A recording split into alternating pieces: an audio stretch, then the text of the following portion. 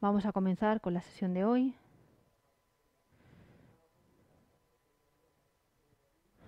Bien. Bueno, como siempre vamos a hacer como hacemos todas las semanas, ¿de acuerdo?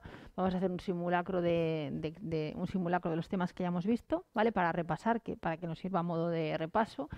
Y bueno, y hoy nos toca trabajar o revisar el tema 15, ¿de acuerdo? Así que vamos a ello, ¿vale? Vamos a ver el tema 15, que es el tema que nos toca, ¿de acuerdo? El tema que nos toca hoy es el tema 1, del bloque 3. Pasa que yo le pongo, lo enumero, ¿vale? En línea, o sea, de forma continuada para tener el orden de los temas, pero realmente se considera el tema 1 del bloque 3, ¿vale? La gestión de personal. Comentaros también que comentaros que os he Espera un segundo. Comentaros que esta semana, en la documentación que os he enviado el tema 2 y el tema 3 también. O sea, digamos que hoy vamos a ver el tema 1 del bloque de la gestión de personal, ¿vale? Pero yo os he enviado para la próxima semana el tema 2 y el tema 3. ¿Por qué? Pues porque son realmente muy escuetos. El tema 2 hace referencia a la gestión del personal, pero desde el punto de vista de la selección, ¿vale? Y bueno, pues a mí me ha parecido, perdonad, a mí me ha parecido mejor hacerlo así, o sea, mandároslo así, porque si os fijáis, apenas tiene 14 páginas, ¿vale? Entonces, bueno, pues para que tengáis más material para poder estudiar y porque, bueno, tampoco me parece lógico que os mande, o sea, que os remita un tema que tiene 10 páginas, ¿vale? Con lo cual lo que he hecho ha sido, bueno, pues enviaros el tema 2, que hace referencia, como he dicho antes, a todo lo que es la selección del personal, de los procesos selectivos dentro de la administración pública, ¿vale? Que aquí lo tenéis. Y el tema 3, también os lo he remitido, ¿vale?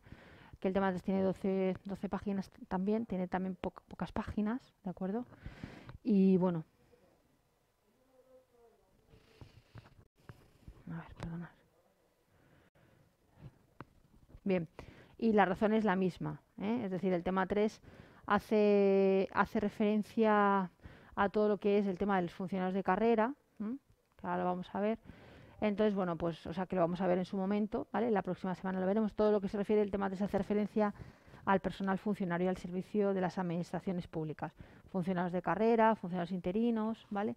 Entonces, bueno, pues también os lo he remitido. Tiene 12 páginas también, el otro tiene otras 12 o 13. Entonces, bueno, pues me parecía lo más correcto, ¿vale? Así que tenéis esos dos temas para la próxima semana. Bueno, sin más, también tenéis las guías de estudio de ambos temas. Tenéis la guía de estudio del tema 16, las leyes que son más representativas, ¿vale? Que, bueno, pues se refiere, por supuesto, al texto. Si hablamos del tema de selección de personal, pues no cabe duda que hay que mirarse el estatuto básico, el TREBEP, el estatuto básico del empleado público, ¿vale? Y luego, bueno, pues el Real Decreto también que hace referencia al reglamento, ¿no?, de la provisión de puestos, y el que hace referencia también o sea, hay dos reglamentos diferentes, ¿no?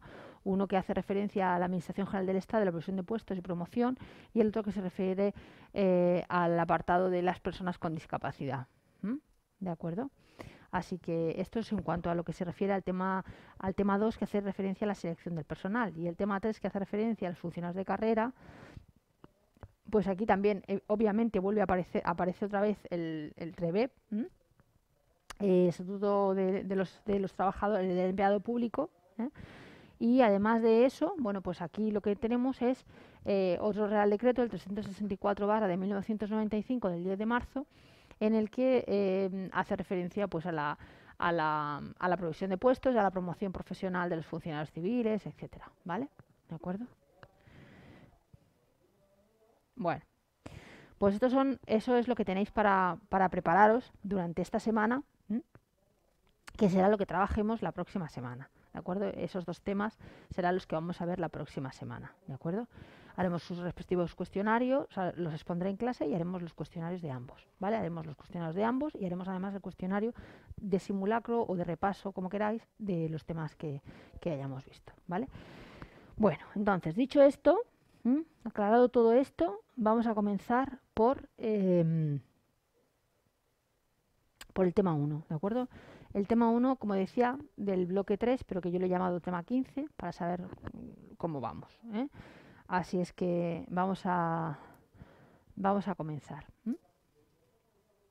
Bien, dice, bueno, lo que vamos a ver aquí, para hacer así un repaso, pues básicamente lo que vamos a ver aquí es el personal al servicio de, como dice aquí, al servicio de las administraciones públicas. Vamos a ver el régimen jurídico, ¿vale? Vamos a ver el régimen jurídico que bueno, pues que obviamente vamos a ver el TREBEP, el estatuto, ¿no? El estatuto del empleado público, el régimen jurídico, es decir, las directrices jurídicas básicas, ¿no? El texto refundido del estatuto de los trabajadores. Bueno, dentro del apartado del personal al servicio de las administraciones públicas, lo que vamos a ver básicamente es todos aquellos puestos de trabajo que forman parte de la administración, ¿vale? O no puestos, sino, perdón, aquellas categorías profesionales en las que se organizan, ¿vale? Es decir, pues vamos a ver los trabajos de los funcionarios temporales, en fin, la diferente, en grandes rasgos generales, pues la clasificación de los funcionarios, ¿no? Del personal, vamos, como bien dice ahí su palabra. Después el régimen jurídico, después nos vamos a centrar en sí mismo en el TREBEP, ¿vale? Después veremos las competencias en materia de personal, lo vamos a ver a líneas generales porque competencias en materia de personal están incluso la de las administraciones generales del Estado, o sea, está clasificado, ¿vale? Incluso, o sea, en cuanto a las competencias es bastante extenso lo que abarca el tema, ¿vale? Aunque yo básicamente voy a hacer un repaso, ¿no? A nivel general de las competencias en materia de personal. Y el registro central de personal. Vamos a ver en qué consiste eso del registro central de personal, ¿vale? En qué consiste, cuál es su misión, cuáles son el objetivo que tiene realmente, cuáles son sus funciones. Vamos a verlo también brevemente porque realmente veréis que en el tema abarca mucho más, pero nosotros vamos a ver 2 o 3 aspectos fundamentales, ¿vale? Bueno, vamos a comenzar por el personal al servicio de las administraciones públicas. Bien, para el texto refundido del TREBEP o del Estatuto Básico del Empleado Público, son empleados públicos quienes desempeñan funciones retribuidas en las administraciones públicas al servicio de los intereses generales, ¿no? Entonces, los empleados públicos se vienen a clasificar según aquí nos aparece, ¿no? Tenemos los funcionarios de carrera, los funcionarios que son interinos, el personal laboral, ya sea fijo por tiempo indefinido o bien temporal, pero es personal laboral, o el personal eventual, ¿vale? Esas son las 4 maneras, digámoslo así, mediante las cuales se puede acceder a un puesto público. Los funcionarios de carrera, bueno, pues son funcionarios de carrera quienes en virtud del nombramiento legal están vinculados a una administración pública por una relación estatutaria regulada por el derecho administrativo para el desempeño de servicios profesionales retribuidos de carácter permanente. Vamos, un funcionario que ha pasado sus oposiciones, ¿no? Dice, el ejercicio de las funciones que implica la participación directa o indirecta en el ejercicio de las potestades públicas o la salvaguardia de los intereses generales del Estado y de las administraciones públicas. Corresponde exclusivamente a los funcionarios públicos en los términos que la ley de desarrollo de cada administración pública se establece. Los funcionarios interinos. Pues los funcionarios interinos son los que por razones expresamente justificadas de necesidad y urgencia son nombrados como tales para el desempeño de funciones propias de funcionarios de carrera, cuando se dé lugar a alguna de las siguientes circunstancias. Bien, vamos a ver cuáles son esas circunstancias. Pues primero, la existencia de plazas vacantes cuando no sea posible su cobertura por funcionarios de carrera. La sustitución transitoria de los titulares, que hay que sustituir a una persona y entonces, bueno, pues es otra de las razones. La ejecución de programas de carácter temporal que no podrán tener una duración superior a 3 años, ampliable hasta 12 meses más por las leyes de función pública que se dicten en el desarrollo de este estatuto. El exceso o acumulación de tareas por plazo máximo de 6 meses dentro de un periodo de 12 meses. ¿Vale? Esas son las razones por las cuales se puede considerar un funcionario interino. Las causas por las cuales se puede, o sea, todo esto son las circunstancias, ¿no? por las cuales pues podemos optar a un puesto como funcionario, o sea, interino, se puede dar esa circunstancia, ¿no? De ese personal. Bien, personal laboral. El personal laboral es aquel en el que, en virtud de contrato de trabajo formalizado por escrito en cualquiera de las modalidades de contratación de personal previstas en la legislación laboral, presta servicios retribuidos por las administraciones públicas. En función de la duración del contrato, este podrá ser fijo, temporal o indefinido. Es decir, que el personal laboral también puede ser fijo, o sea, es decir, puede ser indefinido. Y que además, según la ley, tienen los mismos derechos, prácticamente tienes los mismos derechos que un funcionario de carrera, ¿no? Pero bueno, lo vamos a ver con algunas salvaguardias, pero en líneas generales casi similar. Dice, el primer texto normativo de función pública que habló del personal laboral al servicio de la administración pública fue la Ley Articulada de Funcionarios Civiles del Estado, la LAFCE, del 7 de febrero de 1964. El artículo 7 definía a este personal de la siguiente forma. Decía que son trabajadores al servicio de la administración civil los contratados para esto, ¿no?, con dicho carácter, de acuerdo con la legislación laboral que les será aplicable.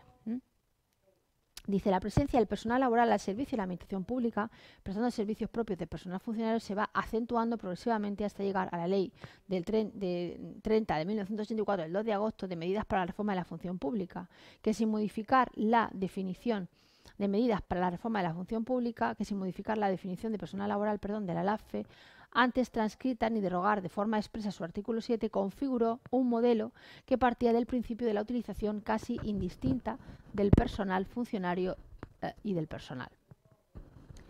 La sentencia 99 de 1987 del 11 de junio del Tribunal Constitucional resolvió la deficiente concepción del artículo 15 de la Ley de Medidas al fijar la doctrina de que hay una opción genérica de la Constitución española en favor de un régimen estatutario de funciones, de funcionarios públicos, de tal forma que las excepciones a este principio general han de ser establecidas por la ley. Dice, esta sentencia obligó a una nueva redacción, del artículo 15 de la Ley de Medidas, a lo que se llevó a cabo a través de la Ley 23 de 1988, según la cual, con carácter general, los puestos de la Administración del Estado y de sus órganos o organismos autónomos, así como los de las entidades gestoras y servicios comunes de la seguridad social, serán desempeñados por funcionarios públicos, añadiendo que podrán desempeñarse por personal laboral algunos puestos, ¿no? ¿Cuáles son esos? Pues, por ejemplo, los puestos de naturaleza no permanente, que ya hemos visto cuáles son, que a lo mejor hay un proyecto determinado que dura X tiempo, o bien porque haya que sustituir a alguien, ¿no? Los puestos de naturaleza no permanente, y aquellos cuyas actividades se dirijan a satisfacer necesidades de carácter periódico o discontinuo, como por ejemplo lo que estoy explicando, ¿vale? De que realmente, bueno, pues durante, como hemos dicho antes, durante un periodo de 3 años hay que realizar hay un determinado proyecto que sacar adelante, pero no se puede cubrir por funcionarios de carrera, pues porque tiene una duración determinada, ¿vale? Los puestos cuyas actividades sean propias de oficios, así como los de vigilancia, custodia, porteo y otros similares. Los puestos de carácter instrumental correspondientes a las áreas de mantenimiento y conservación de edificios, equipos e instalaciones, artes gráficas, encuestas, protección civil y comunicación social, así como los puestos de las áreas de expresión artística y los vinculados directamente a su desarrollo, servicios sociales y protección de menores, por ejemplo. Los puestos correspondientes a áreas de actividad que requieran conocimientos técnicos especializados cuando no existan cuerpo o escala de funcionario cuyos miembros tengan la preparación específica necesaria para su desempeño. Los puestos de trabajo en el extranjero con funciones administrativas de trámite y colaboración y auxiliares que comporten manejo de máquinas, archivos y similares. O los puestos con funciones auxiliares de carácter instrumental y apoyo administrativo. Bien, el personal eventual. ¿Qué entendemos por personal eventual? Pues es aquel personal que en virtud de nombramientos y con carácter no permanente solamente realizará funciones expresamente calificadas como de confianza o asesoramiento especial, siendo retribuido con cargo a los créditos presupuestarios consignados para ello.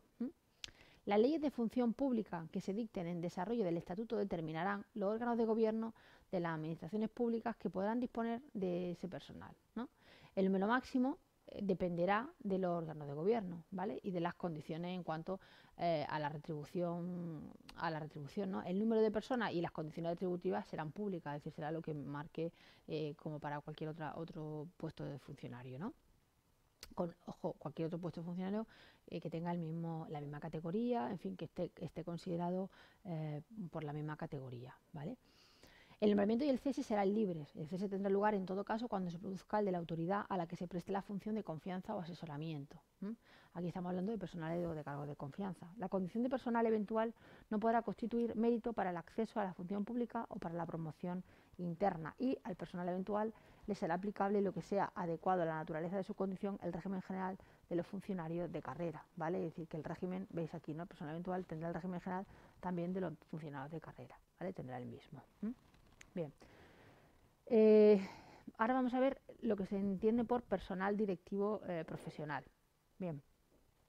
El TREBE, ¿vale? O el Estatuto Básico del Empleado Público dice en su artículo 13 que el Gobierno y los órganos de gobierno de las comunidades autónomas podrán establecer en desarrollo del Estatuto el régimen jurídico específico del personal directivo, así como los criterios para determinar su condición, de acuerdo, entre otros, con los siguientes principios, ¿no? Que son, por ejemplo, es personal directivo el que desarrolla funciones directivas profesionales en las administraciones públicas, definidas como tales en las normas específicas que vengan definidas o recogidas en cada administración.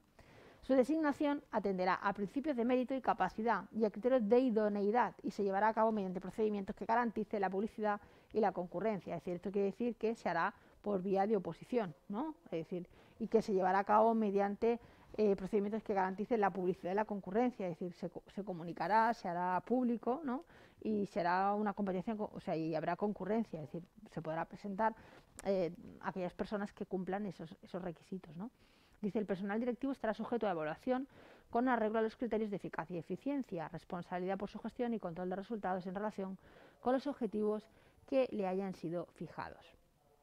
La determinación de las condiciones del empleado público del personal directivo no tendrá la consideración de materia objeto de negociación colectiva a los efectos del Estatuto, cuando el personal directivo reúna la condición de personal laboral. Entonces estará sometido a la relación laboral de carácter especial de alta dirección, ¿vale? Bien. Seguimos. Por el Real Decreto Legislativo 5 del 2015, el 30 de octubre, se aprueba el Estatuto, ¿no?, Básico del Empleado Público, por el que se integran en un texto único todas las modificaciones introducidas en la Ley 7/2007 del 12 de abril, a través de diversas leyes que o bien han dado una nueva redacción a determinados preceptos o bien han introducido nuevas disposiciones, ¿no? El TREBET establece, al amparo de lo dispuesto en el artículo 149.1.7a, 13 y 18 de la Constitución, los principios generales aplicables al conjunto de las relaciones de empleo público. Contiene aquello que es común al conjunto de los funcionarios de todas las administraciones públicas, más las normas legales específicas aplicables al personal laboral a su servicio, ¿vale? El Estatuto define las clases de empleados públicos funcionarios, funcionarios de carrera e interinos, personal laboral y personal eventual, y regula la nueva figura del personal directivo. Este último está llamado a constituir en el futuro un factor decisivo de modernización administrativa, puesto que su gestión profesional se somete a criterios de eficacia y eficiencia, responsabilidad y control de resultados en función de los objetivos, ¿vale? Es decir, que se le evaluará su desempeño, ¿vale? Por lo que se refiere a los funcionarios, se lleva a cabo una clasificación en 3 grandes grupos. Bueno, esto ya lo sabemos, ¿no? Es decir, los funcionarios están establecidos en el grupo A con 2 subgrupos, que está el A1 y el A2, ¿vale? Luego nos encontramos con el grupo B y con el grupo C, ¿vale? Y a su vez, dentro del grupo C hay 2 subgrupos que son el C1 y el C2, ¿vale? En lo que hace referencia a la carrera de los funcionarios y a la provisión de puestos de trabajo, el Estatuto introduce reformas que pretenden mejorar la eficacia del sistema y los estímulos y expectativas de los funcionarios. Sin imponerlo a todas las administraciones públicas, podemos decir que el Estatuto permite que se configuren modelos de carrera horizontal, ¿eh? Es decir, desvinculando, horizontal quiere decir, es decir, modificándose, ¿no? No de forma jerárquica, es decir, de puestos de menor subiendo, sino horizontal se refiere a desvinculándose de cambios a través de puestos de trabajo, ¿no? Y basada en el desarrollo de competencias en el rendimiento, es decir, que la gente en vez de ir ascendiendo, lo que hace es que a un determinado nivel o una determinada categoría va rotando por distintos puestos dentro de la administración y va aprendiendo determinadas formas de hacer un determinado trabajo en un mismo nivel. Con lo cual, por eso hace referencia a que está basado en el desarrollo de competencias, porque realmente, digamos que los modelos de carrera horizontal están sobre todo relacionados con el desarrollo de competencias, con la idea de que todo el mundo sepa hacer un poco de que un determinado profesional en una determinada categoría pueda hacer de todo, ¿no? O aprenda a hacer de todo, desarrollar todas las competencias en todas las áreas, ¿vale? Bien, ello no obstante, el estatuto permite también continuar con esta modalidad de carrera en aquellas administraciones o áreas del empleado público en que se considere conveniente adoptar otras que combinen elementos de carrera, bueno, tanto horizontal y vertical. Bueno, y también se reconoce en el Estatuto Básico del Empleado Público que tanto se pueda producir una modificación en cuanto al ascenso de un funcionario público de manera, como he dicho, horizontal, pero también vertical, es decir, de forma jerárquica, ¿vale? Es decir, que pueda ascender de puesto a nivel también jerárquico, ¿eh? Bueno, en cuanto al sistema retributivo,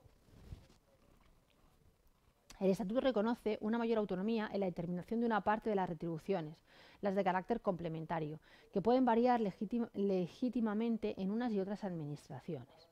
La flexibilidad con la que se regula la carrera de los funcionarios públicos en el Estatuto implica un margen de libre decisión para que tanto las leyes de la función pública de la Administración General del Estado como de las comunidades autónomas adapten el sistema retributivo a la modalidad de la carrera por la que se opte, ¿no? Evidentemente, es decir, tiene que haber flexibilidad a la hora de regular la carrera de los funcionarios, pero que esa misma flexibilidad a la hora de regular la carrera también tiene que ir de la mano pues, de esa modificación o de esa flexibilidad y reajuste a nivel de las retribuciones salariales, ¿vale?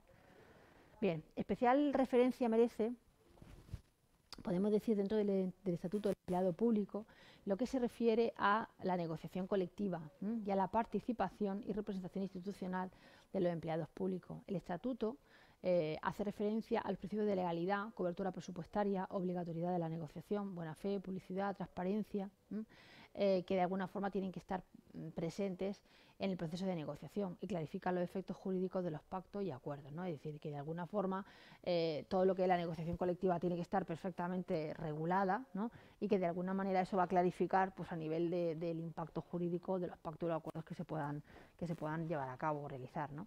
En cuanto al régimen disciplinario, el Estatuto de Conformidad con su carácter básico se limita a ordenar los principios a los que debe someterse el ejercicio de esta potestad pública respecto de los empleados públicos. Tipifica las infracciones muy graves y amplía el abanico de posibles sanciones. Por lo demás, se remite ampliamente a la legislación que en su desarrollo dicten el Estado y las comunidades autónomas en el ámbito de sus respectivas competencias.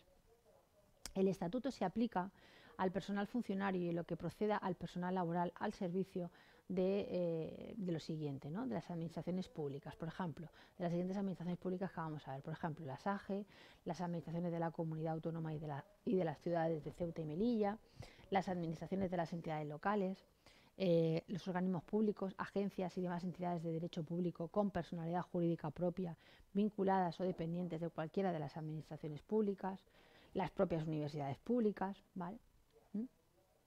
Dice, las disposiciones del Estatuto solo se aplicarán directamente cuando así lo disponga su legislación específica al siguiente personal.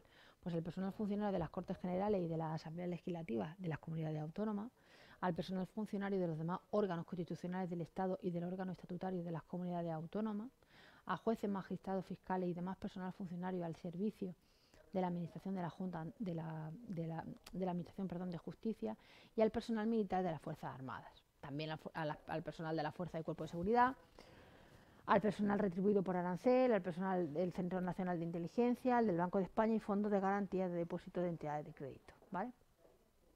Luego aquí aparece, ¿no? También dentro de lo que es el estatuto o sea, lo que es el TREBEP en cuanto al estatuto del empleado público, de alguna manera recoge, ¿no? Recoge también el personal funcionario de la Sociedad Estatal de Correos y Telégrafos, por un lado, el estatuto también en relación a las Cortes Generales, ¿vale? Entonces dice, en cuanto al tema de la Sociedad Estatal de Correo y Telégrafo, dice que se regirá por normas específicas en cuanto a lo dispuesto a su propio estatuto. Esto ya lo hemos visto. En este tema lo estamos viendo, pero en otros temas anteriores ya ha salido en otros aspectos, ¿vale? Que realmente lo que es la Sociedad Estatal de Correo y Telégrafo se rige por una norma específica en cuanto a su propio estatuto, ¿vale? Y que su personal laboral se regirá por la legislación laboral y demás normas convencionalmente aplicables. En cuanto a las Cortes Generales y las Asambleas Legislativas, pues la comunidad autónoma aprobarán en el ámbito de sus competencias, es decir, aprobarán en el ámbito de las competencias que son propias a cada comunidad autónoma la ley reguladora de la función pública, ¿vale? De las AGE y de las comunidades autónomas. Por último, hay que señalar o hay que destacar, ¿no?, que el personal laboral al servicio de las administraciones públicas se rige además por la legislación laboral y por las demás normas convencionalmente aplicables por los preceptos del estatuto que, bueno, pues que así se dispongan o así se rijan, ¿vale? Bien, la entrada en vigor del TREBEP o el hecho del surgimiento, ¿no?, de lo que es el estatuto básico del empleado público, aprobado por el Real Decreto Legislativo 5/2015 del 30 de octubre, mantiene la necesidad ya planteada cuando se aprobó la Ley 7/2007 del 12 de abril de adoptar unos criterios en relación con una serie de aspectos, ¿no? Por ejemplo, vamos a verlos, ¿no? El primero nos dice que los preceptos del TREBEP están en vigor, ¿no?, y por tanto son directamente aplicables en el ámbito de las AGE y sus, o sea, la AGE, la Administración General del Estado, ¿de acuerdo?, y sus organismos públicos, así como preceptos de la normativa de función pública que permanecen vigentes hasta que se apruebe la Ley de Función Pública de la Administración General del Estado y sus organismos públicos, la Ley de Función Pública de la Administración General del Estado. Y en tanto no se opongan a lo establecido en lo que viene en el régimen del Estatuto Básico del Empleado Público. También hace referencia a determinadas materias del régimen de función pública, respecto de las cuales el Estatuto introduce algunas novedades, bien desde su entrada en vigor, bien una vez aprobada la Ley de Función Pública de la Administración General del Estado. Aquí podemos resaltar también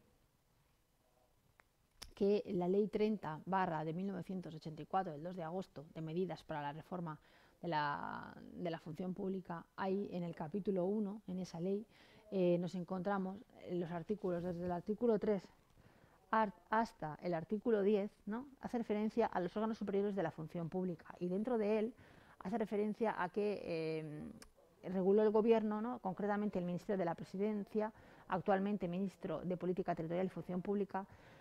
Asimismo, o sea, dentro de esos órganos superiores se reguló, por un lado, el Ministerio de la Presidencia, el Ministro de Economía, el Consejo Superior de la Función Pública, la Comisión de Coordinación de la Función Pública, la Comisión, como dice ahí, de Personal, de Superior de Personal, los delegados del Gobierno, los gobernadores civiles, y estos últimos, es decir, los gobernadores civiles, suprimidos por la Ley 6/1997 del 14 de abril de Organización y Funcionamiento de la Administración General del Estado, la cual a su vez fue derogada por la Ley 40/2015 del 1 de octubre de régimen jurídico del sector público. Bien, junto a todos estos órganos había que tener en cuenta también, ¿no?, además de todo esto, o sea, digamos que todo esto que estoy explicando es la reforma, ¿vale?, que se hizo en relación a la función pública.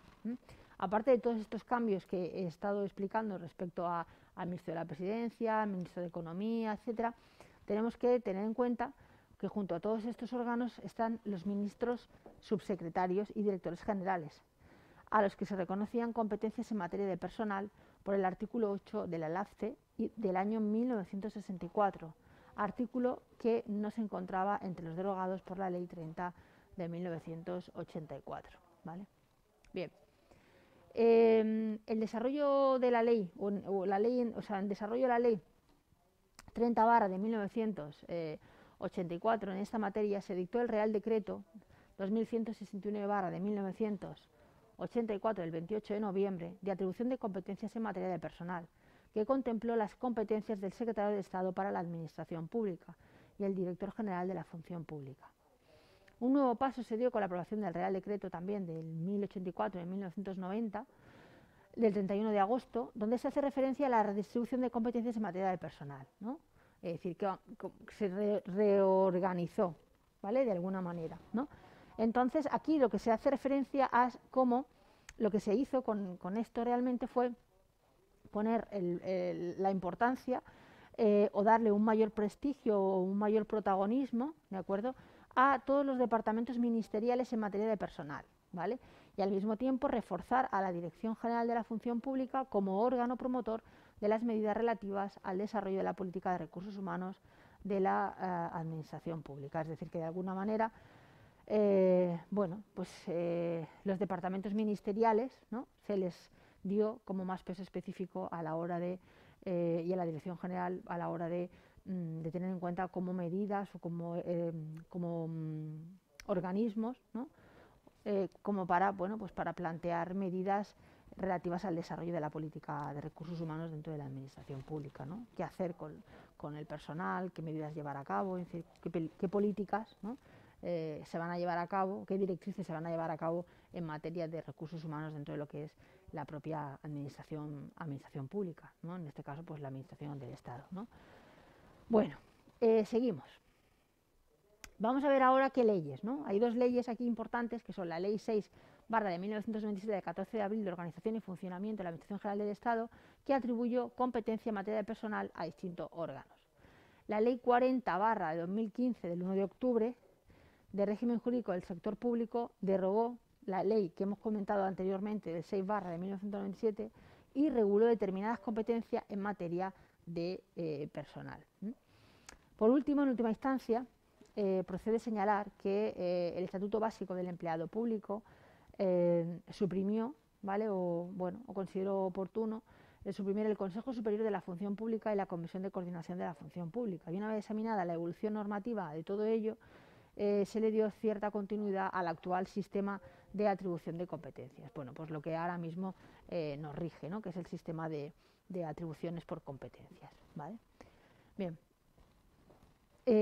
Según previene, ¿no?, o proviene según previene, o podemos ver el artículo 13.1 de la Ley 30/1984, se tiene que establecer un registro central en el que, hasta aquí hemos visto que digamos que hemos visto lo que entendemos como las competencias en materia de personal, ¿vale?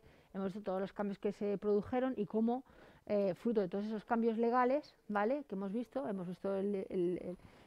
visto por un lado, o sea, hasta ahora lo que hemos tratado es, inicialmente hemos visto todos los puestos de todos los funcionarios, ¿vale?, o de todo el personal, no de todos los funcionarios, sino de todo el personal que forma parte de la administración del Estado, ¿vale? Cómo se organizan, pues por funcionarios de carrera, temporales, etcétera, ¿vale? Hemos visto qué características tiene cada uno de ellos, cómo más o menos cada uno de ellos se nombra o consigue su puesto, ¿no?, en su propia naturaleza. Después de esto hemos hecho un repaso sobre lo que consideramos el Estatuto Básico del Empleado Público, con sus características, ¿no?, las leyes que lo regulan, etcétera, a grandes rasgos. A continuación, lo que hemos tratado son las competencias en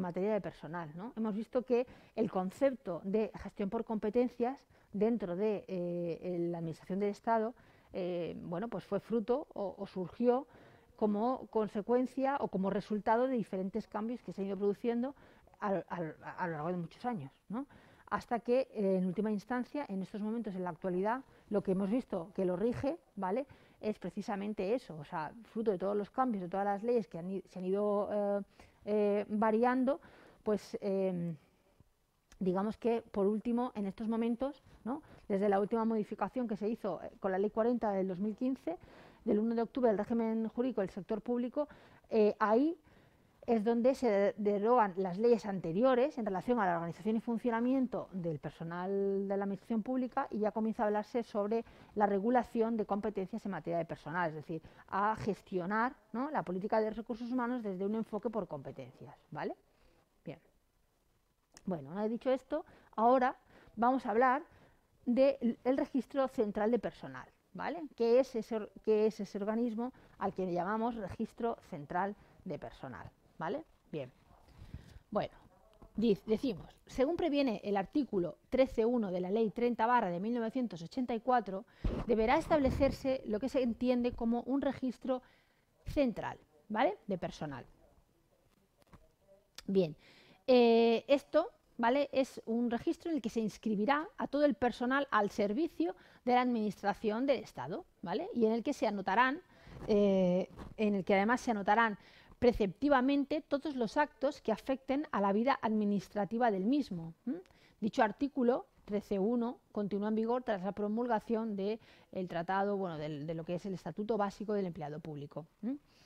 La regulación actual está contenida en el Real Decreto 2073 de 1999 del 30 de diciembre, por el que se modifica el Reglamento de Registro Central de Personal y las normas de coordinación con los de las restantes administraciones públicas. El Registro Central de Personal cumple las siguientes finalidades. Vamos a ver qué es eso del qué es eso del registro central de personal. Ya sabemos que el registro central de personal de alguna manera lo que hace es que regula o que tiene o que coordina todas las normas, ¿no?, de lo que son las administraciones públicas en materia de personal, ¿vale? Pero vamos a ver exactamente a qué se refiere, ¿vale? Y además también vemos que ahí está inscrito todo el personal al servicio de la administración del Estado, ¿vale? Vamos a ver en qué consiste. Bien, la primera finalidad es que garantiza la constancia registral de los expedientes personales u hojas de servicio de personal en el inscrito, mediante las correspondientes inscripciones y anotaciones como garantía para los interesados y como instrumento de ayuda a la gestión de recursos humanos comprendido dentro de su ámbito de inscripción.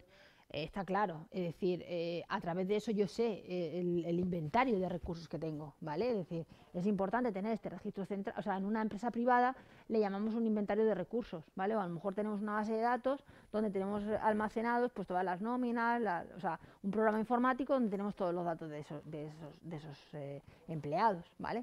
En el caso de la administración pública, pues lo que tenemos es esto, es decir, es un registro central de personal. En este registro, pues para empezar, lo que aparecerá es, pues como dice aquí, los expedientes personales, hojas de servicio se refiere a dónde ha estado esa persona, ¿vale? Los servicios que ha hecho, pues si ha cambiado de puesto, si no ha cambiado de puesto, las bajas, en fin, toda la información relativa a esa persona, ¿vale? Y como instrumento de ayuda y eso servirá pues porque es el instrumento de ayuda para la gestión, es decir, es nuestro inventario, ¿vale? Donde tenemos toda la información de nuestro personal, ¿eh? Luego, además nos permite disponer de la información sobre los recursos humanos del sector público estatal que los órganos responsables de su planificación necesiten para el análisis y seguimiento de su evolución. Obviamente, es decir, si yo tengo esa información, pues yo a través de esa información yo puedo planificar, puedo hacer un análisis, seguir la evolución de una determinada persona, puedo saber cuántas personas puedo necesitar, cuántas se me van a jubilar, cuáles están en periodo de jubilarse, cuáles no, en fin, tengo un inventario, ¿vale?, con el cual puedo planificar y organizarme, ¿eh? Bien, el registro central dice, el registro central de personal realizará las siguientes funciones. Bueno, en primer lugar, inscribir y anotar los actos administrativos relativos al personal, comprendido en su ámbito de aplicación. Además, llevar a cabo las actuaciones precisas para que los órganos responsables de la ordenación, planificación y gestión de los recursos humanos del sector público estatal dispongan de la información necesaria al efecto, ¿vale? Y desarrollar las acciones necesarias para coordinar el registro central de personal con los registros de personal de las restantes administraciones públicas. Es decir, que esa información que yo tenga ahí me permite pues tener información de todos los registros de todas las administraciones públicas. Entonces me permite tener todo el inventario general como dice aquí, ¿no?, de la gestión de los recursos humanos de todo el sector público estatal, teniendo toda la información que yo pueda necesitar, ¿no? Además también toda esa información, de alguna forma, me va a permitir desarrollar toda la gestión informática del sistema de información del registro central de personal. Es decir, obviamente, es decir, si yo tengo realmente ese registro central de personal, pues ya lo he dicho al principio, ya lo he dicho antes, es decir, en cualquier empresa privada, pues tendríamos un programa informático. Hay muchísimos programas informáticos en el mercado, ¿no? Cada empresa escoge el que considera que le va mejor, pero a través de cualquier programa o sistema informático, lo que hacemos es, bueno, pues tener el inventario de toda esa gente perfectamente organizada, sus fechas, sus direcciones de teléfono, pues todos los datos relativos a alguien. Si es una mujer, pues sus bajas de maternidad. Si es un hombre, pues en fin, todos los datos de gestión, sus datos de formación académica, cursos, todo lo que tiene que ver con un miembro con un funcionario o con un miembro que trabaje dentro de la administración pública. Y evidentemente para hacer esa gestión correctamente necesito tener un programa de gestión informática, ¿vale? Eso no cabe ninguna duda. Luego, impulsar la implantación y el desarrollo de procesos informáticos de ayuda a la gestión de recursos humanos. evidentemente, primero desarrollar esa gestión informática, es decir, pues por ejemplo, puede ser desarrollar la gestión informática, puede ser picar todos los datos o introducir todos los datos adecuadamente. Impulsar la implantación y el desarrollo, pues a lo mejor en cada zona, delegación, consejería, pues llevar a cabo un control de esa información, que después esa información se vuelque y se coordine en otro lugar, ¿no? Donde toda la información vaya a parar, es decir, establecer algún sistema de proceso informático donde toda esa información se gestione y se gestione de manera actualizada. ¿Vale? Luego, el registro central de personal además está integrado en el Ministerio de Política Territorial y Función Pública a través de la Dirección General que determine su Real Decreto de estructura, ¿vale? Y asimismo la jefatura del registro central de personal corresponderá al titular del órgano que se determine en el Real Decreto de estructura del Ministerio de Política Territorial y Función Pública. Y el registro central de personal actúa a través de su oficina central y sus oficinas delegadas, ¿vale? Que éstas existirán en todos los departamentos ministeriales y en aquellos organismos públicos en los que el volumen o complejidad del trabajo así lo aconsejen, ¿vale? Es decir, que realmente pues tenemos un registro central, que será la oficina central, y todas las oficinas, como dice aquí, que son delegadas, ¿no? Bueno, pues todas aquellas las que son delegadas, a través de las cuales pues se realizarán determinadas gestiones, determinadas políticas que permitirán tener toda esa información actualizada en tiempo real, con los cambios que sean oportunos, ¿no? Y toda centralizada y actualizada, ¿vale? No es más que eso, es decir, el registro central de personal no es más que una forma pues de llamar a cómo se organiza toda la información relativa a los recursos humanos que tiene la administración pública, ¿de acuerdo? ¿Vale? Bien, bueno, pues hasta aquí hemos visto el tema 15 que nos tocaba para hoy, ¿vale?